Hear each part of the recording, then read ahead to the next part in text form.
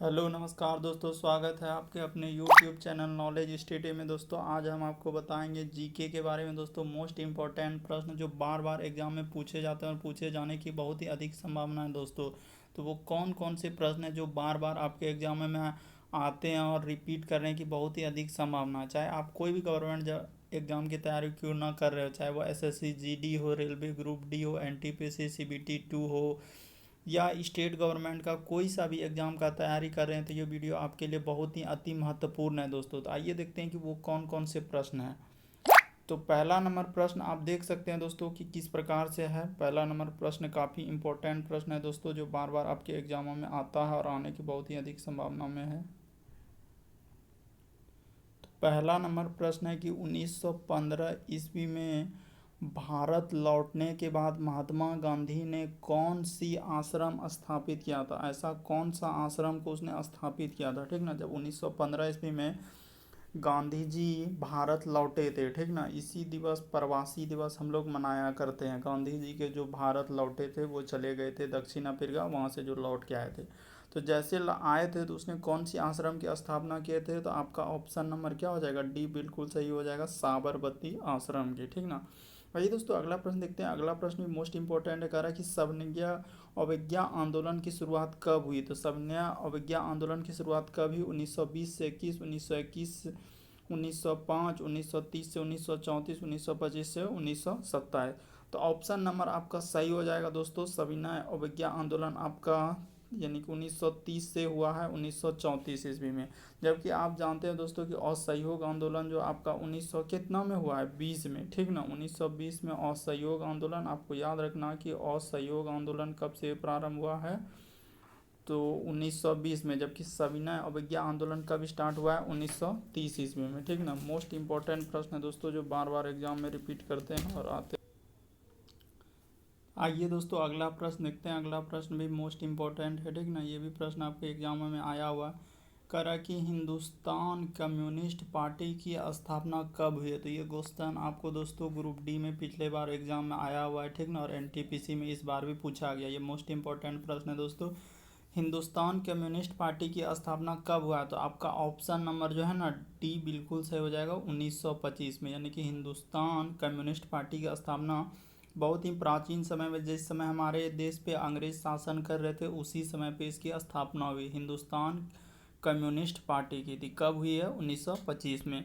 आइए दोस्तों अगला प्रश्न देखते हैं। अगला प्रश्न भी मोस्ट इम्पोर्टेंट है, कह रहा है कि ब्रिटिश संसद के जाने के बाद, हाँ, जब ब्रिटिश संसद चला गया जाने के बाद भारतीय कौन था। मतलब ब्रिटिश संसद में जाने वाले जो लोग थे संसद में शामिल होना, ठीक ना, तो वो कौन से थे दूसरा। तो पहला तो आप जानते हैं दोस्तों कि कौन हो जाएगा, दादा भाई नौरोजी। जबकि दूसरा कौन हो जाएगा, एसपी सिन्हा। तो ऑप्शन नंबर आपका बी बिल्कुल सही हो जाएगा, एसपी सिन्हा। मोस्ट इंपॉर्टेंट प्रश्न है दोस्तों, ये सारे प्रश्न आपके एग्जाम में रिपीट करते हैं। अगला प्रश्न देखिए। अगला प्रश्न भी कुछ इसी प्रकार से है, ठीक ना। कह रहा है कि 1931 ईस्वी में गांधी इवरिन समझौता में कौन सा महत्वपूर्ण भूमिका निभाया था। तो आप जानते हैं कि गांधी और इवरिन जो आपका अंग्रेज था उसके बीच एक समझौता हुआ था, ठीक ना। तो ये समझौता किनके किनके और बीच हुआ है, तो ऑप्शन को आप रीड कर लीजिए, ठीक ना। तेज बहादुर और मोहम्मद जिन्ना, तेज बहादुर, सप्रू और डॉक्टर जाकर। तो ऑप्शन नंबर आपका क्या हो जाएगा, बी बिल्कुल से हो जाएगा, तेज बहादुर, सप्रू और डॉक्टर जाकर था, ठीक ना, इन्हीं के बीच में हुआ था। आइए अगला प्रश्न देखते हैं। अगला प्रश्न भी काफ़ी इंपॉर्टेंट है, कह रहा है कि 1927 ईस्वी में, आजकल का प्रश्न इसी प्रकार का आ रहा है दोस्तों सारे एग्जाम में। अब वो उस तरह का पैटर्न थोड़ा चेंज हो गया, इसीलिए आपको ये सारे क्वेश्चन पे आपको थोड़ा सा फोकस करना है, ठीक ना। ये सब नया क्वेश्चन है और यही सब क्वेश्चन अभी रिसेंट एग्जाम में आ रहा है। 1927 ईस्वी में किस सत्याग्रह का आयोजन किया गया। तो 1927 ईस्वी में किस सत्याग्रह का 1927 में किस सत्याग्रह का आयोजन किया गया था। आप देख सकते हैं दोस्तों कि कौन सा आपका सही हो जाएगा, कश्मीर हो जाएगा, फिर बरदोली हो जाएगा, चंपारण हो जाएगा, या पूना सत्याग्रह हो जाएगा। तो 1927 में जो ना आपका बरदोली सत्याग्रह हो जाएगा, ठीक ना। ऑप्शन नंबर बी बिल्कुल सही हो जाएगा। आइए दोस्तों अगला प्रश्न देखते हैं, कह रहा है कि लंदन में तीसरा गोलमेज सम्मेलन कब हुआ।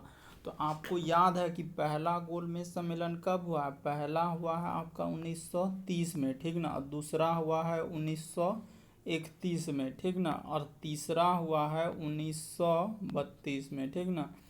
पहला हुआ है 1930, दूसरा हुआ 1931 और तीसरा हुआ है 1932। तो कह रहा है कि तीसरा गोलमेज सम्मेलन, तो कौन सा ऑप्शन सही हो जाएगा? ऑप्शन नंबर बी बिल्कुल आपका सही हो जाएगा, ठीक ना। आपको याद रखना है दोस्तों कि कभी कभी पहला भी पूछ सकता है, उसके बाद दूसरा भी पूछेगा, तीसरा भी पूछ सकता है, ठीक ना। ये दोस्तों मोस्ट इंपॉर्टेंट प्रश्न, ये प्रश्न आपके एग्जाम में अभी तक में 10 बार एग्जाम में अलग अलग एग्जामों में रिपीट किया है, ठीक ना। ये क्वेश्चन मोस्ट इंपॉर्टेंट है, बार बार यही क्वेश्चन आता है, चाहे कोई सा भी एग्जाम का ना हो। जलियांवाला बाग हत्याकांड कब हुआ था? तो जलियांवाला बाग हत्याकांड कब हुआ है दोस्तों? तो 13 अप्रैल 1919 ईस्वी में। ये कहाँ हुआ था? पंजाब यानी कि अमृतसर, ठीक ना। जिसमें कि लगभग 1000 व्यक्तियों की क्या चली गई थी? जान चली गई थी, ठीक ना। अंग्रेजों ने डायरेक्ट इस पे क्या अटैक कर दिया था। तो आइए दोस्तों अगला प्रश्न देखते हैं। कह रहा है कि 1928 ईस्वी में आंध्र प्रांतीय राज्यसभा के प्रथम अध्यक्ष कौन थे? तो 1928 ईस्वी में आंध्र प्रांतीय मतलब आंध्र प्रदेश जो है ना, उसका प्रांतीय राज्य के प्रथम अध्यक्ष कौन थे? तो देख लीजिए, ऑप्शन दिया हुआ है चारों। तो ऑप्शन नंबर आपका डी बिल्कुल, हाँ डी बिल्कुल सही हो जाएगा दोस्तों, टी प्रकाशम, ठीक ना। टी प्रकाशम आंध्र प्रांतीय सभा के अध्यक्ष थे, ठीक ना। आज का आखिरी प्रश्न है दोस्तों, अगर ये वीडियो आपको पसंद आए तो दोस्तों हमारे चैनल को सबसे पहले आप सब्सक्राइब कीजिए, उसके बाद लाइक कीजिए और कमेंट कीजिए, ताकि इसी तरह का वीडियो हम आपको जल्द से जल्द देते रहे। ये वीडियो दोस्तों आपका एसएससी जीडी ग्रुप डी और एनटीपीसी के लिए स्पेशल है दोस्तों, क्योंकि और ऑल गवर्नमेंट एग्ज़ाम के लिए भी स्पेशल है, लेकिन खास कर अभी हम फिलहाल इसी तीनों एग्ज़ाम पे ज़्यादा करके करवा रहे हैं, ठीक ना। तो कह रहा है कि किस महाराजा ने हिंदुस्तान कश्मीर के अभिमिलन पर हस्ताक्षर किया था? कौन सा ऐसा राजा था? दिलीप सिंह था, हरि सिंह था, या सबरी सिंह था, या प्राप्त सिंह था? तो ऑप्शन नंबर आपका बी बिल्कुल सही हो जाए दोस्तों, हरि सिंह, ठीक ना। आप जानते हैं कि जम्मू कश्मीर पहले अलग रियासत में था, ठीक ना। तो उसी समय जब उस पर आक्रमण किया तो हरि सिंह ने जवाहरलाल नेहरू के साथ हस्ताक्षर किए, हाँ, कि हम पे आक्रमण कर दिया है, सो हमारी रक्षा कीजिए। तो जवाहरलाल नेहरू तेज थे, उसने क्या किया कि पहले आप सिग्नेचर कीजिए, उसके बाद हम आपको सैनिक देंगे, ठीक ना। तो उन्होंने फिर सैनिक दिया, तो उसके बाद से हस्ताक्षर कर लिया, धीरे धीरे उसको अपने देश में ले लिया गया, ठीक ना। तो आप जानते हैं दोस्तों, कश्मीर का मुद्दा को आप पढ़े होंगे, ठीक ना। नहीं जानते हैं तो जान लीजिए, आज ये हरि सिंह का ही कहानी था दोस्तों। तो अगर ये वीडियो पसंद आया तो दोस्तों हमारे चैनल को लाइक और सब्सक्राइब कर लीजिए, ताकि इसी तरह का वीडियो पाने के लिए आपको सबसे पहले, और घंटी को ज़रूर दबाइएगा, तभी आपको इस तरह का वीडियो मिलता रहेगा, ठीक है दोस्तों। बाय।